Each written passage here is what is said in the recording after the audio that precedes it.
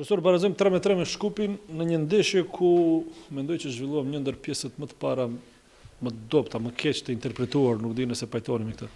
Ishim jashtëzakonisht shumë keq, me thënë kur luhet, momenti kur luhet për kampion, nuk gabohet aq shumë. Edhe krejt gabimet ndodhin për një pjesë.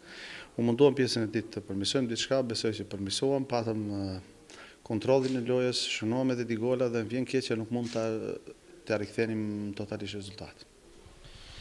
Një ndeshje që u mendua ta fitojmë, pavarësisht që gjithmonë me Shkupin paraqet derbi, pa patur parasysh se ku gjendet Shkupi, por në anën tjetër nuk fiton edhe si Leksi me Strugën. Është ky barazim gjysma e të keqes? Është gjysma e të keqes, janë 4 pikë diferencë, që ne duhet të jemi shumë sinqert, ka edhe shumë ndeshje, ka 4 ndeshje, 4 pikë nuk janë ndonjë garancë e madhe. Unë do dua ta them, do dua të jem korrekt me veten, edhe me gjithçka që është rreth klubit, me tifozët, se ishte një gabim i patolerueshëm janë.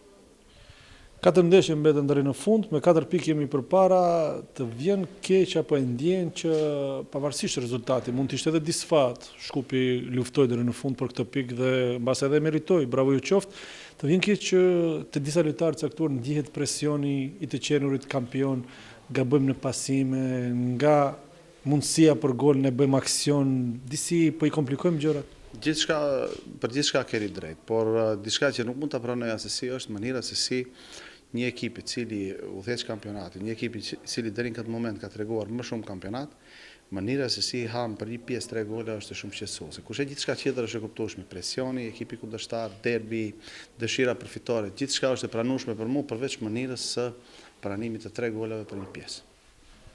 A mund ta menaxhojmë pas kësaj në 4 ndeshjet e fundit, janë 4 finale, janë 4 derbi me skuadrat kreut, të jemi të vërtetët për të marrë atë që duam, dhe është titulli kampion? Patjetër, çdo ndeshje deri në fund të kampionatit do jetë shumë e fuqishme, me shumë tension, për shkak se tani përballen 5 ekipat të para të kampionatit mes vete. Kështu që unë besoj që asnjë ndeshje nuk do jetë e lehtë, asnjë ndeshje nuk do jetë me pikë të fituara që para kohës. Nëse është diçka pozitive në gjithë negativitetin e sotshëm është barazimi i kundërshtarit direkt shpejt dhe rikthimi jonë pas disa madazhit me 2 gola që tregon se ka ekipi karakter, por duhet të përmirësohemi shumë në aspektin mbrojtës.